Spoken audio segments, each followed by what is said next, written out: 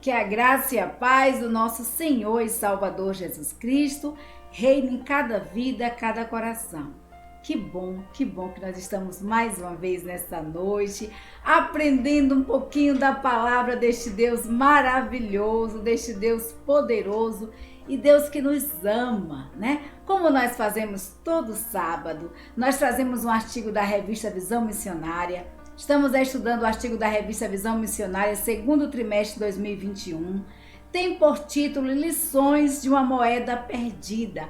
É um artigo do pastor Silvio Macri e ele traz assim lições grandiosíssimas a respeito do amor de Deus que pode ser tirada da parábola que Jesus Cristo contou. Uma história muito interessante, que fala do nosso dia a dia, que fala aos nossos corações. Jesus Cristo se utilizava de parábolas justamente para alcançar os corações das pessoas. Ele utilizava de símbolos que era compreensível por todos naquela época, e dessa vez ele usa uma moeda, né, uma dracma, que equivale a um denário. Mas antes de mais nada, eu gostaria de convidar você a orar ao Senhor, a elevar os seus pensamentos para Deus, a falar com o Pai, apresentar suas queixas, apresentar suas petições, as suas gratidões ao Senhor. Nosso Deus, Ele é maravilhoso e Ele ouve as nossas orações. Deus está atento ao nosso clamor, às nossas petições. E eu convido você nesse instante, meu querido, minha querida, a estar orando ao Senhor. Soberano Deus, Pai amado, glorificado Senhor, exaltado, ó Deus, seja o teu nome sobre toda a terra. Pai Celeste, muito obrigada mesmo pelo teu cuidado, pelo teu agir, pela tua presença em nós. Obrigado a Deus, porque tu nos amaste de tal forma que deste o teu único filho para morrer na cruz em nosso lugar, quando nós ainda éramos pecadores. Obrigada, Pai, pelo teu cuidado, pelo teu agir em nossas vidas. E em nome de Jesus, ó Deus, eu te peço nesse instante, ó Pai, que tu estejas, ó Deus, a sondar cada lar. Tu sabes, ó Senhor, o que está se passando em cada família neste instante em que a tua palavra está adentrando, ó Deus. Pai Celeste, no teu amor infinito, na tua graça, na tua misericórdia que se renova a cada manhã, e elas são as causas de não sermos consumidos, ó Senhor. Em nome de Jesus, atende, ó Deus, os nossos clamores, as nossas petições, supre, ó Deus, a necessidade de cada lar em que a tua palavra tem adentrado nesse instante. Seja essa necessidade física, espiritual, emocional, social, Pai, toma, Senhor, nas tuas santas mãos. Abençoa, supre, ó Deus, a cada lar. É o que nós te pedimos, não porque somos dignos ou porque somos merecedores de te pedir, mas nós te pedimos em nome do teu Filho amado Jesus Cristo.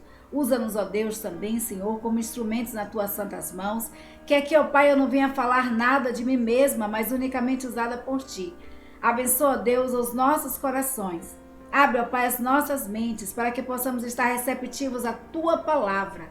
Nos despreende, ó Deus, de todo paradigma, ó Deus, de toda concepção preconcebida, Pai amado, em nome de Jesus. Que possamos, ó Senhor, estar com a mente aberta para ouvir aquilo que tu tens a falar às nossas vidas. É o que nós te pedimos, em nome do teu Filho amado Jesus Cristo. Amém. Lições de uma moeda perdida, artigo da revista Visão Missionária, segundo trimestre de 2021, escrito pelo pastor Silvio Macri. E ele faz uma pergunta para nós, né? Você já perdeu algum dinheiro, alguma coisa de valor? Gente, como foi que você se sentiu quando perdeu um dinheiro? Se eu perder R$1, eu já fico procurando. Perder R$10, meu Deus, e R$100? A gente vê o chão sair, né? Desaparece dos nossos pés. Mas a Bíblia nos fala que Jesus nos fala de uma mulher que perdeu o valor de uma diária de trabalho. Quanto é uma diária de trabalho hoje? Uma diária de trabalho varia de acordo com o serviço que você presta, né? Mas uma diária de diarista, ela varia em torno de quê? De R$50, R$70. É mais ou menos isso a diária, uma diária hoje, né? De uma diarista. E aquela mulher, ela perdeu uma diária, né? Ela perdeu uma diária de trabalho. E Jesus conta essa história para ilustrar o amor de Deus por mim e por você. E essa história ela traz lições riquíssimas, né? Preciosíssimas para as nossas vidas. E aí nós colocamos uns slides aí, tem uma vassoura, uma vela, né? Um castiçal com uma vela, uma lanterna. E esses itens eles já foram usados para procurar algo perdido. Quando nós perdemos uma coisa e é de valor para nós, seja esse valor sentimental ou monetário, nós procuramos. Nós procuramos com diligência, nós procuramos com cuidado até encontrar. E a gente varre a casa, tira os móveis do lugar. Se tá escuro, a gente acende a luz, mas naquela época não tinha luz elétrica, né, como nós temos hoje. E eram utilizadas velas para estarem procurando ali, né, os castiçais, não era nem vela, eram lamparinas, né, a querosene, o produto ali para procurar, para clarear a casa.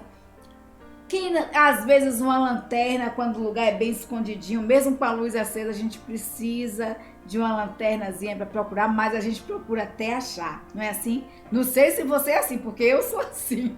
Quando eu perco uma coisa, gente, eu olho até na geladeira, até dentro da geladeira, eu olho para ver se eu guardei, se eu coloquei o que eu perdi na geladeira. Então a Bíblia fala justamente isso, a respeito de uma história, né, de uma mulher que ela perdeu uma diária de trabalho.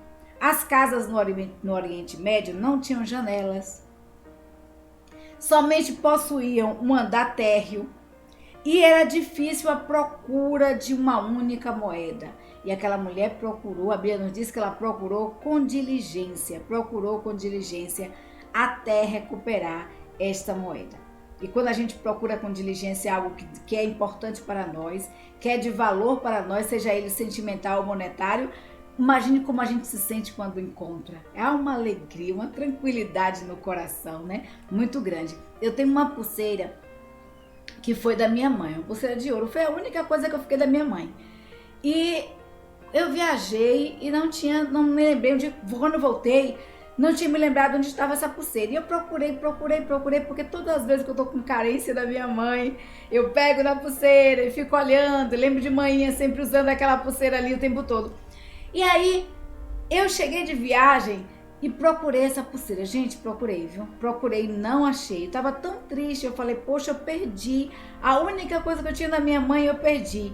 E aí eu procurei nada, tá? Eu fiquei muito triste. Depois de alguns meses, eu vim encontrar essa pulseira dentro do bolso da bolsa, mas a felicidade no meu coração foi tão grande que vocês nem imaginam.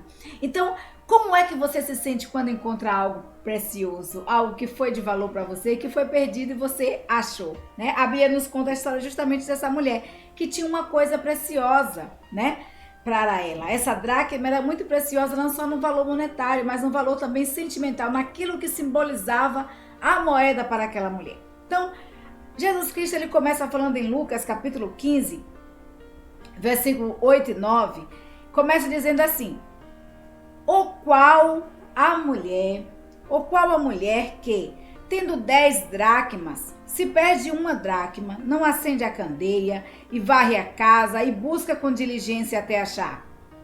E achando-a, convoca as amigas e vizinhas, dizendo: Alegrai-vos comigo, porque achei a dracma perdida. Assim vos digo que há alegria diante dos anjos de Deus por um pecador que se arrepende, né? A Bíblia nos diz, e isso é muito importante, né, para nós. Não era uma moeda comum que essa mulher perdeu, né? Quando a gente fala assim, a mulher perdeu uma moeda, foi uma moeda perdida, perdeu uma dracma, né? Ela tinha 10, perdeu só uma e procurou tanto, com tanta diligência, mas essa moeda não era uma moeda comum, como a moeda de R$1 dos tempos de hoje, não. A dracma era uma moeda grega, mais ou menos com um valor mais ou menos equivalente a um denário romano. E a gente vai ver isso em Mateus 22, versículo 2, Mateus 2, versículo 2, 22, versículo 19. Então, o valor aproximado daquela moeda era de um dia de trabalho. A dracma ela podia ser de prata ou de ouro. As dracmas, normalmente, elas eram usadas como dote do casamento, né? A mulher, ela dava aquela dracma, recebia aquela dracma como dote de casamento. Então, a dracma perdida era uma parte integrante de um colar.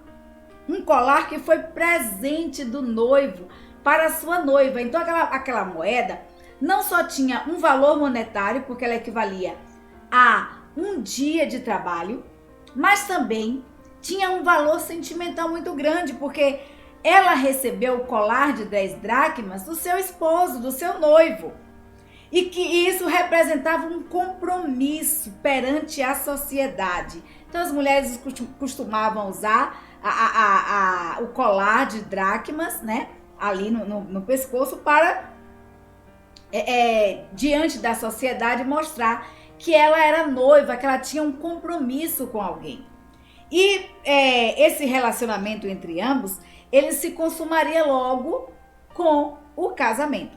Então, quando ela saía de casa, ela usava esse colar. Esse colar, ele fazia parte da sua indumentária, das suas vestes. Era o equivalente nos dias atuais à nossa aliança de casamento. Então, a dracma, né, aquele colar de dracmas, é o equivalente ao que a gente usa como compromisso, ou um anel de compromisso, anel de noivado, ou aliança. E esse era o valor sentimental equivalente àquele objeto que foi perdido. Então, sair sem a indumentária, né, o colar no colar em questão, a Bíblia nos relata aqui que havia 10 dracmas, E o seu colar estava incompleto, por isso ela não podia usar, porque era um risco ao compromisso que ela havia assumido com o seu noivo. A mulher naquela época era muito, né? Não tinha liberdade que nós temos hoje. Às vezes a gente sai e fala assim, esqueci de colocar aliança, perdi minha aliança, perdi meu anel, e acaba ficando por isso mesmo. Mas naquela época não era assim. Então aquela mulher, ela tinha um compromisso muito grande, e o valor daquela dracma era muito importante para ela. E a Bíblia nos diz aqui que as mulheres estavam incompleto, né? E por isso a judia do século I não podia sair com o colar incompleto. As mulheres casadas na época de Jesus, elas usavam na cabeça um enfeite especial, tipo uma grinalda, feita com moedas valiosas. E essas moedas eram dracmas que elas tinham ganhado na festa de casamento. Então, essa grinalda de moedas representava o dote da noiva e eram colocadas na cabeça da noiva no dia do casamento. Tanto ao representar suas economias, porque era o seu dote, como por ser o dote de casamentos, essas moedas tinham um valor sentimental, como nós falamos, muito grande, e marcavam as festas de casamento. Aquela mulher não poderia sair com seu colar incompleto. Então imagine o desespero daquela mulher quando perdeu a dracma, né? Imagina a tristeza que aquela mulher ficou com aquele símbolo de compromisso que estava incompleto, que estava rompido. Então a alegria daquela mulher ao encontrar a dracma perdida foi enorme, foi real e foi uma alegria única, uma alegria peculiar, que só quem perde algo de valor, algo muito importante, né, para as nossas vidas, principalmente o valor sentimental, sabe a alegria que é encontrar esse objeto perdido.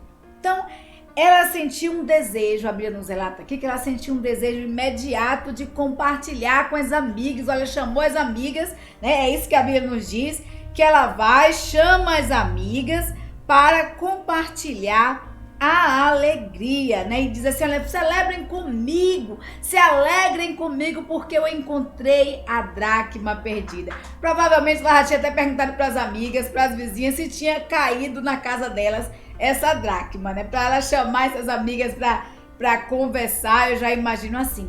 Mas as casas não eram tão próximas, coladas como as nossas.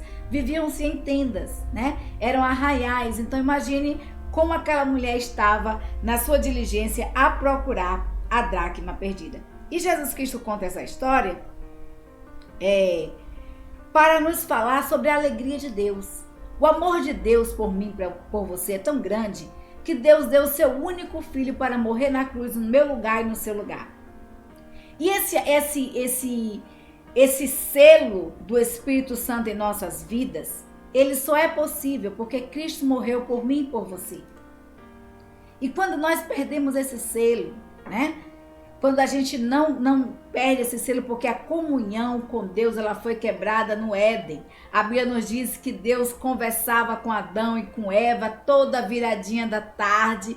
Deus conversava com Adão e com Eva. Havia coinonia, havia harmonia, havia sintonia, havia diálogo entre Deus e o homem. Mas isso foi quebrado.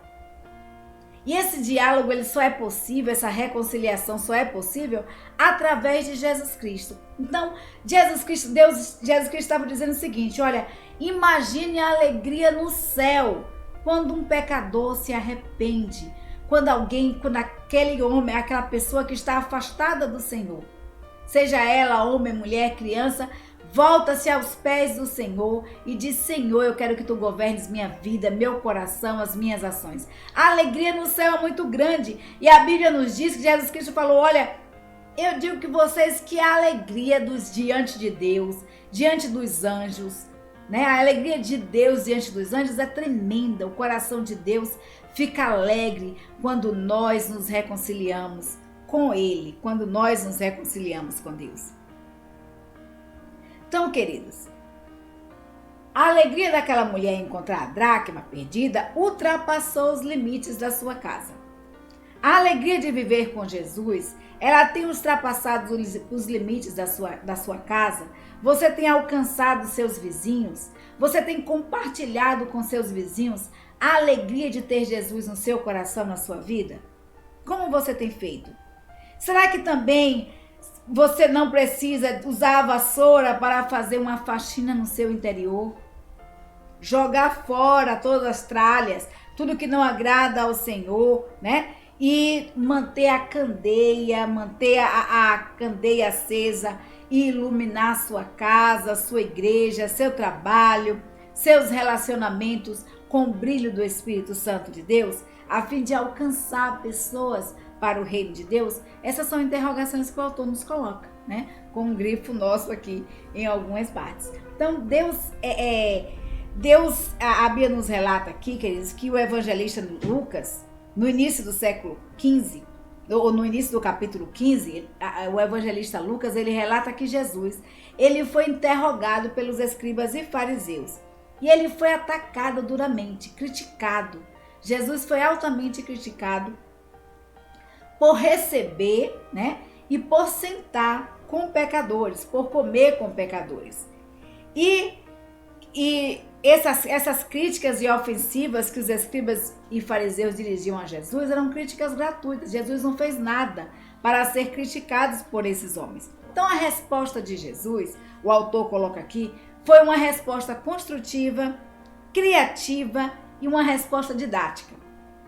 Jesus Cristo, ele fez o quê? Ele conta 3 parábolas. A gente vai ver isso aí, você vai ver no decorrer do capítulo 15.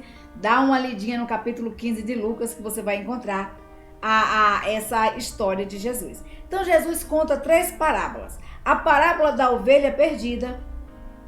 E ele fala qual é o homem que tendo 100 ovelhas e perdendo uma, não deixa as 99 lá no deserto e vai atrás e procura com diligência até encontrar aquela ovelha perdida. E qual a mulher, né, que perdendo uma dracma, não varre a casa, tira os móveis, procura tudo com diligência, procura diligentemente até encontrar essa dracma e se alegra com ela. E aí, por fim, Jesus Cristo conta a história do filho pródigo, que é uma história também bem conhecida, né? Que um homem rico tinha muitos bens, tinha a fazenda, né? E o filho, ele pede ao pai a herança. E nós vamos ver, queridos, que essa herança que o filho pede ao pai, a herança, ela só se recebe pós-morte. Herança de pais, normalmente nós recebemos após a morte. Mas aquele filho, a Bíblia nos diz que ele pede ao pai a sua herança, a sua parte da herança. E o pai dá. O pai dá o filho, e esse filho sai pelo mundo afora e gasta dissolutamente o dinheiro, né? É isso que significa pródigo, significa gastador. Então aquele jovem, ele gasta, né, esse dinheiro com bebidas, com amigos, com festas. E quando a gente tá com dinheiro na mão, quanto a gente tem de amigo, hein? Agora, quando a situação fica preta, boa parte deles somem, né? Você vai ver realmente quem são seus amigos quando você está passando por algum momento difícil. E aquele jovem perde, né, tudo, ao ponto de desejar comer as bolotas dos porcos, de comer as comidas dos porcos. E aí ele lembra dos pais, olha, quantos trabalhadores do meu pai não tem, quantos jornaleiros, quantos trabalhadores do meu pai não tem comida e bebida de forma graciosa, e eu aqui perecendo de fome. Vou retornar para o meu pai e vou dizer: Senhor, pai, eu quero ser como um dos teus trabalhadores, como um dos teus servidores. Não quero mais ser seu filho, não. Não quero que você me trate como filho, mas como um dos teus trabalhadores. E a Bíblia nos diz que quando o pai vê o filho, ao longe, aquele pai sai correndo ao encontro do filho e, né, coloca a sandália nos pés, veste uma roupa, trajes dignos, vestes novas, e coloca o anel da família no dedo. Reconciliação. A alegria daquele pai foi tão grande para com o filho que o pai quebrou paradigmas, saiu, foi correndo, que era vergonhoso para um homem naquela época correr, mas a Bíblia nos diz que ele correu e abraçou ao seu filho, recebeu o filho de braços abertos. Nessas 3 parábolas que Jesus contou, nós temos um padrão de 4 elementos. É isso que Silvio Macri coloca aqui, que nós temos um padrão de 4 elementos. Seria perda, busca, recuperação e comemoração. Então Jesus ilustra assim: o esforço divino em ir em busca dos perdidos até encontrá-los, sua atitude de perdoar e a alegria pelo arrependimento de um só deles. Então, na segunda parábola, a parábola da dracma, nós já falamos aqui, a mulher procura diligentemente dentro de casa uma das 10 dracmas que possuía. Na busca da moeda perdida, ela acende uma lamparina, ela varre todo o chão, ela vasculha cada canto da casa até encontrar. E depois que ela encontra, ela faz o quê? Ela convida as amigas, convida as vizinhas para comemorar. E analisando essa história de Jesus, nós descobrimos algumas verdades sobre a graça, né, de Deus, sobre a graça de Deus, que é esse favor imerecido de Deus por nós, por mim, por você. E nós somos chamados, e o autor diz aqui que ele chama, né, essas lições de valores de uma moeda perdida, ou lições de uma moeda perdida. E a primeira lição de uma moeda perdida que o autor tira, o autor Silvio Macri tira, é que Deus ama os perdidos. Queridos, Deus nos ama. Deus ama os perdidos. Essa é a primeira lição. Os fariseus e escribas eram praticantes sinceros de uma religião legalista, baseada em méritos humanos e não na graça de Deus. Para os legalistas, Deus não pode amar os perdidos. Mas o que Jesus Cristo estava dizendo àqueles homens, através das parábolas que ele citou, é que Deus ama sim aos perdidos e se alegra com a reconciliação destes. Por isso os escribas e fariseus usaram a expressão este, para se referir a Jesus, recebe pecadores e come com eles. Está em Lucas 15, versículo 2. Então, os publicanos, quem eram os publicanos? As pessoas com as quais Jesus estava sentada comendo, né? Participando de um banquete. Os publicanos eram cobradores de impostos, assim chamados por associação ao serviço público. Então, os publicanos eram do serviço público, eram cobradores de impostos que se colocavam em locais públicos, portas das cidades, entradas, pontes, atracadouros, para cobrar as tarifas sobre a circulação das mercadorias que por ali transitavam, das pessoas, dos veículos e embarcações. Então, esses publicanos, por serem cobradores de impostos e por estarem em contato com todo tipo de gente, seja rica, seja pobre, e de várias localidades, de várias regiões, porque eles se colocavam também em atrancadouros, né, em locais de embarcação, né, então em atracadouros. Eles se colocavam na entrada das cidades, eles se colocavam nas estradas para estar cobrando a tarifa tanto das pessoas quanto das mercadorias, dos veículos e das embarcações que circulavam por ali. Então eles eram odiados e sendo pelos judeus considerados traidores da pátria, porque eles cobravam impostos dos judeus para os romanos, né, para entregar aos romanos. Então eram considerados traidores. Por seu contato com todo tipo de gente, eram considerados impuros. Então, quem comia e bebia com eles estava se tornando, por associação, traidores dos judeus e impuros. Porque naquela época, quem tocasse em um impuro ou chegasse perto de uma pessoa que estivesse impura, tornava-se impura também. Então, quando os escribas e fariseus, sendo legalistas, participantes de uma religião baseada em méritos humanos, e quanto a gente não tem encontrado nos dias de hoje pessoas legalistas, pessoas que estão participando de religiões, de igrejas firmadas em méritos, observando méritos humanos. Então, esses pecadores, então Deus, aí o autor pergunta aqui, como Deus, né, na visão desses escribas e fariseus, poderia amar alguém assim? Poderia amar alguém que era considerado um traidor e um impuro? Pecadores eram os que não guardavam a lei e a interpretação farisaica. Então, todos aqueles que não guardavam a lei, todos aqueles que não cumpriam a lei certinha, né? Todos aqueles que não seguiam a interpretação farisaica dessa lei eram considerados pecadores. Então, era a multidão de pessoas comuns, pessoas que não tinham acesso a condições materiais, morais e espirituais de observar tradições religiosas judaicas. Tradições e por isso eram consideradas imundos. E quem se dava com eles também se tornava imundos. Para os fariseus e escribas, eles não poderiam participar do reino de Deus ou da ressurreição dos justos. Poderia Deus amar alguém assim? Um traidor da sua pátria e uma pessoa impura? Então, para os escribas e fariseus, Deus não poderia amar alguém assim.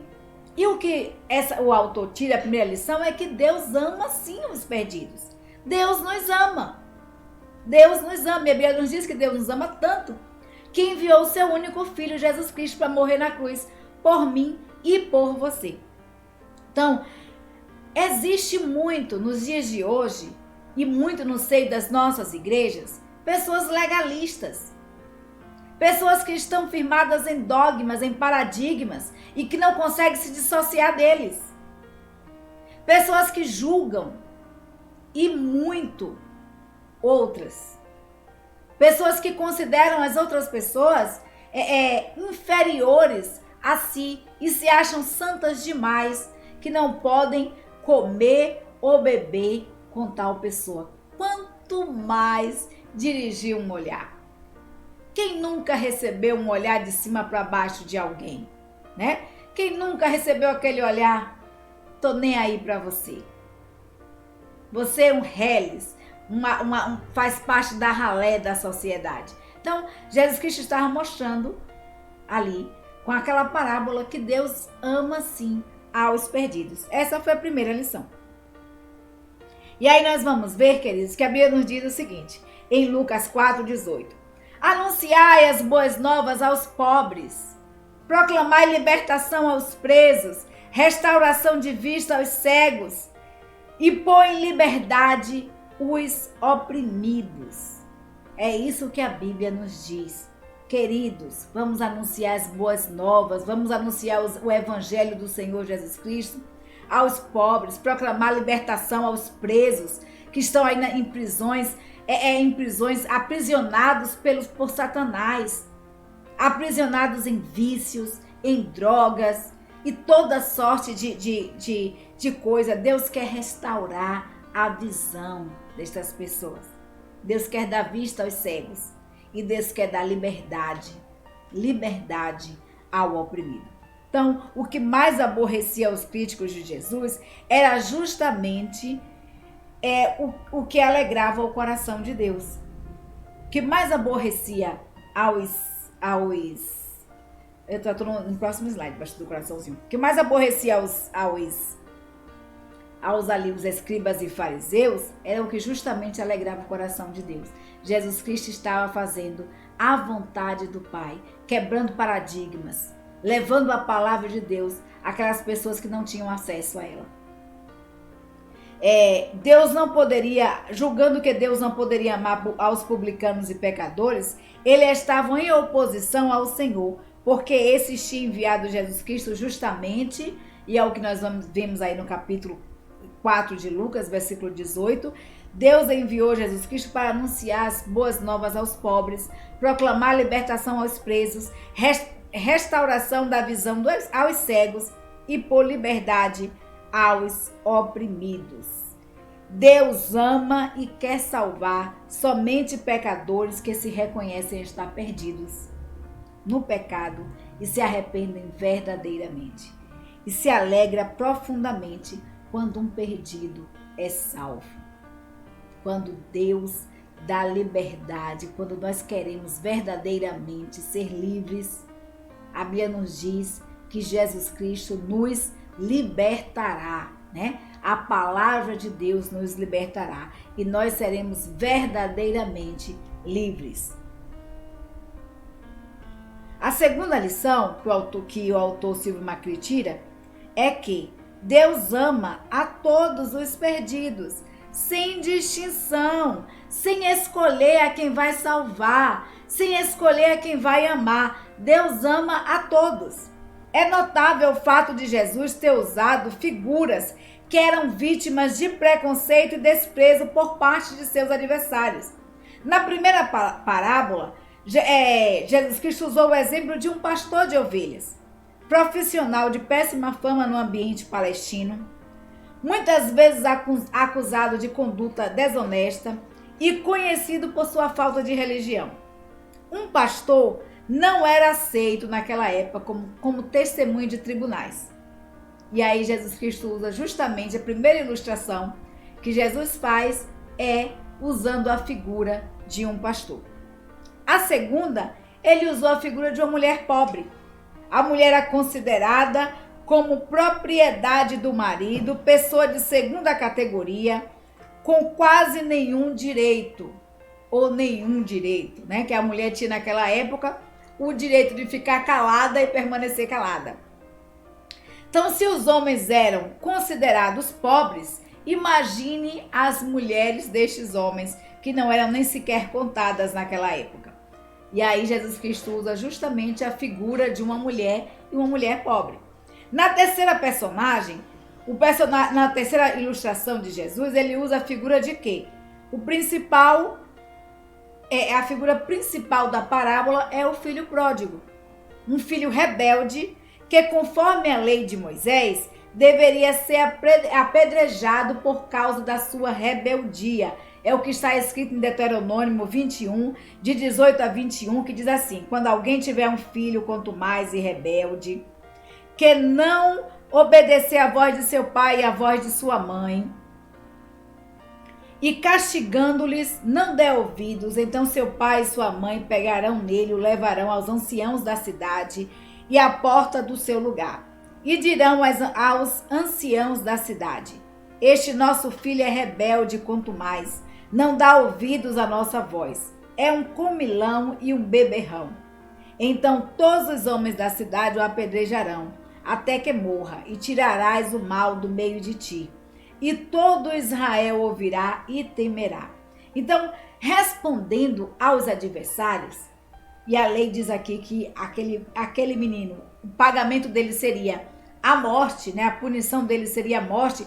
Por isso que o irmão fica tão indignado quando o seu irmão mais novo, o irmão mais velho fica indignado. A parábola diz que o irmão mais velho fica indignado com o retorno do irmão mais novo à casa e a aceitação do pai àquele retorno, né? Muitas vezes nós, como cristãos, nos sentimos assim, indignados, quando nós imaginamos que uma pessoa que não merece o perdão de Deus adquiriu esse perdão.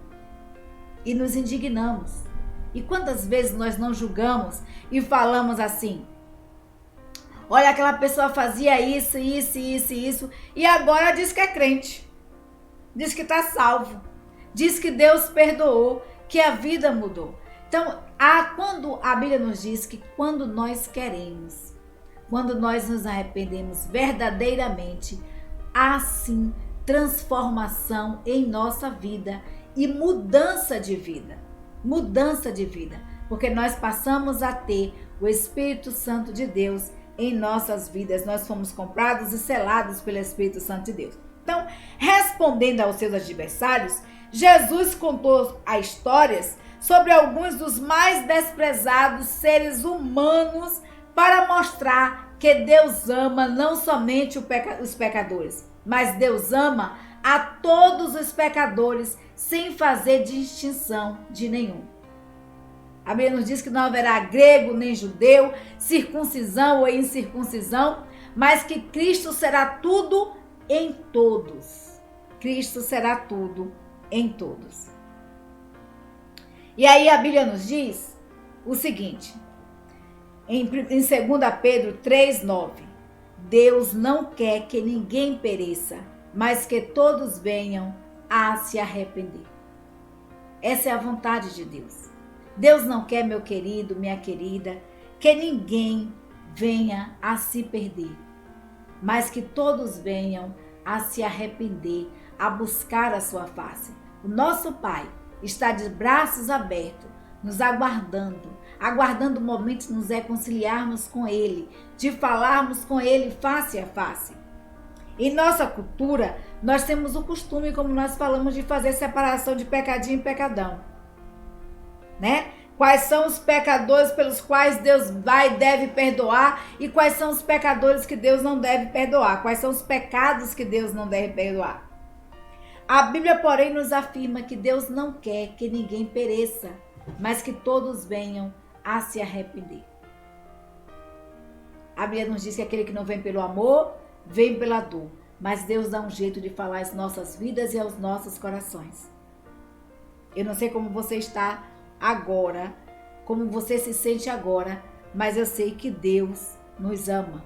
E que Deus, Ele te ama de forma incondicional. Então, a terceira lição que o autor mostra para nós é a seguinte, que Deus ama, né? Ele falou que Deus ama aos perdidos, foi a primeira lição. Na segunda lição, nós vimos que Deus, Ele ama a todos os perdidos. E agora, na terceira lição, é que o autor tira aqui, o pastor Silvio Macri tira, é que Deus ama a cada perdido, a cada um, incondicionalmente. As três parábolas de Lucas têm algo em comum. Algo havia sido perdido. Um animal perdido, um objeto perdido, um filho perdido.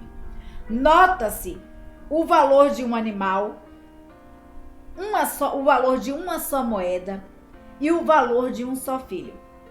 A segunda parábola, contudo, trata de moedas que têm uma conotação maior de valor.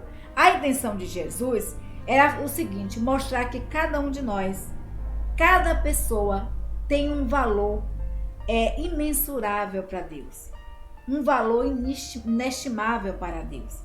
A Bíblia nos diz que Deus amou o mundo de tal maneira que deu o seu único filho para morrer na cruz em nosso lugar, para que todo aquele que nele crê não pereça, mas tenha a vida eterna. Esse texto está lá em João 3,16.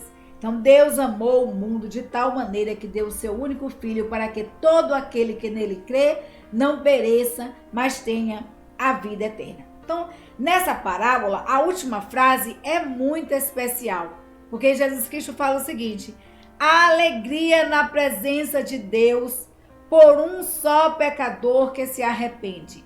A alegria na presença dos anjos de Deus. Deus se alegra na presença dos anjos por um só pecador que se arrepende. Nós vamos ver que na parábola do animal, o pastor tinha 100 ovelhas e deixou as 99 e foi atrás de uma única ovelha. Na parábola da dracma, aquela mulher tinha 10 dracmas, perdeu uma, mas procurou com diligência e se alegrou com o retorno dessa dracma, quando encontrou esta dracma. E nós vamos ver na parábola do filho pródigo que o pai se alegra de forma maravilhosa na presença dos seus servidores, dos seus empregados, pelo retorno do seu filho ao lar. Da mesma forma, é o que a Bíblia nos diz, a alegria na presença dos anjos de Deus por um só pecador que se arrepende. Deus ama a cada um de nós indistintamente. Talvez você esteja nesse momento achando que você está em uma situação em que Deus não olha mais para você, não consegue mais te ver, não é capaz mais de perdoar porque você fez algo imperdoável aos seus olhos. Meu querido, minha querida, isso muitas vezes é o que o acusador lança em nossos corações. Mas a palavra de Deus nos diz que Deus ama a cada um de nós indistintamente. Cada um de nós tem um valor imensurável para Deus. A Bíblia nos diz que nós somos a menina dos olhos de Deus e que Deus nos ama. Deus nos ama e Ele espera um retorno meu e seu à sua presença. Um retorno de termos um momento de intimidade, de termos um momento de harmonia, de koinonia com Ele, de sintonia com Deus. Então, nessa parábola, a última frase, como nós falamos, é muito importante. Uma dracma era o salário de um trabalhador braçal, mas uma mulher pobre, 10 dracmas representavam toda a sua fortuna. Nós somos a menina dos olhos de Deus. Então, com essa parábola dracma perdida, Jesus Cristo quis dizer que Deus não só Ele busca um a um dos pecadores, dos perdidos, mas como nós seremos salvos um a um. E que cada salvo, cada um que se arrepende, há alegria nos céus, por um só pecador que se arrepende. Então, volte aos pés de Jesus, volte a ter sintonia com Deus. E a Bíblia nos diz, em Jeremias 31, versículo 34, nos diz assim: e não ensinarão mais cada um a seu próximo, nem cada um a seu irmão, dizendo: conhecei o Senhor, porque todos me conhecerão, do mais pobre ao mais rico, diz o Senhor. Diz o Senhor. Nós temos, queridos, vivido tempos de grandes reuniões, é isso que o pastor Macri fala. É fácil perder de vista o valor do indivíduo e frequentemente se torna apenas mais um no meio da multidão. Quantas vezes nós não estamos no meio do culto, né? Estamos em culto e às vezes não dá nem tempo de falar com todos os irmãos quando o culto termina. Agora com a pandemia principalmente. Às vezes a gente não tem tempo mesmo de falar com todas as pessoas. E quando as reuniões estão grandes, estão cheias, acaba sendo ali mais uma pessoa no meio da multidão. Sem perceber, nós somos levados a pensar que Deus salva por atacado. Que apenas nós seremos aceitos por Ele se estivermos no meio da multidão que o adora. Mas, queridos, a Bíblia nos diz que individualmente viveremos uma vida, quem pensa assim, né? Individualmente, vivemos uma vida medíocre, sem comunhão com Deus, sem o fogo da sua presença, e muitos de nós até vivemos uma vida dupla. É isso que o pastor diz aqui. Somos uma pessoa na igreja aos domingos e outra pessoa completamente diferente na segunda-feira no trabalho, na nossa casa, no nosso lar, no seio da nossa família. Então, quem olha para nós no domingo percebe um pecador salvo, mas quem olha para nós na segunda-feira percebe um pecador perdido. Os fariseus e escribas achavam que seriam salvos como coletividade, como parte de um povo eleito, desde que cumprisse as regras estabelecidas para fazer parte desse povo. Sua religião era ritual e legalista. Como é muito encontrado nos dias de hoje em boa parte das religiões que temos, inclusive o cristianismo. Tal como é praticado, como nós falamos aqui na maioria das igrejas. A parábola da dracma perdida, porém, nos ensina que a salvação ela é individual, ela é pessoal e cada um prestará conta de si diante de Deus. A Bíblia ensina que os perdidos serão buscados, serão encontrados e serão salvos, um a um. É isso que Jeremias nos afirma, segundo Jeremias 31, 34 diz: e não ensinarão, mas não vai mais haver necessidade de estarmos ensinando a cada um a seu próximo, nem cada um a seu irmão, dizendo conhecei ao Senhor, porque todos conhecerão ao Senhor.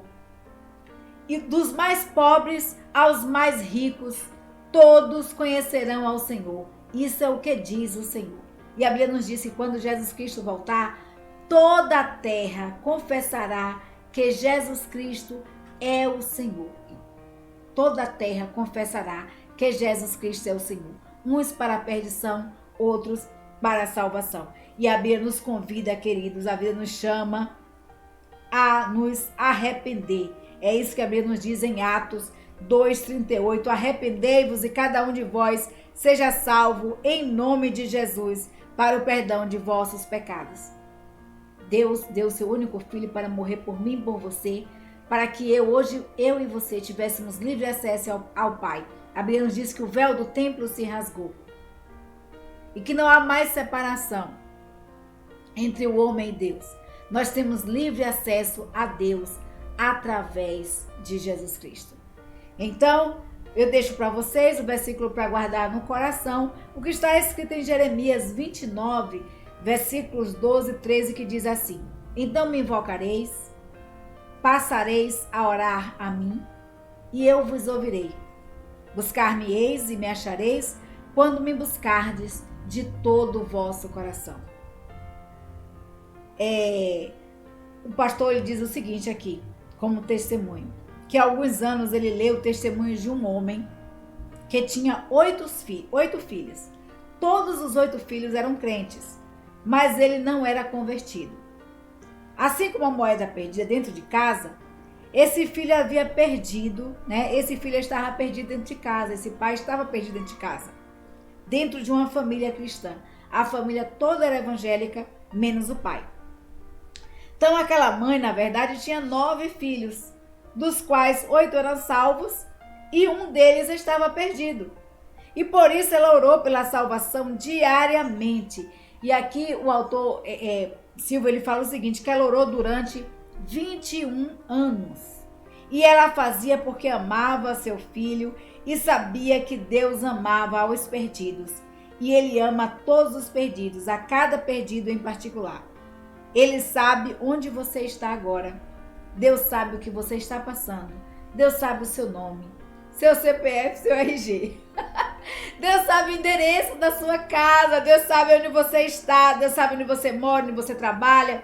Conhece a sua família. Conhece a sua vida. Deus conhece os seus problemas.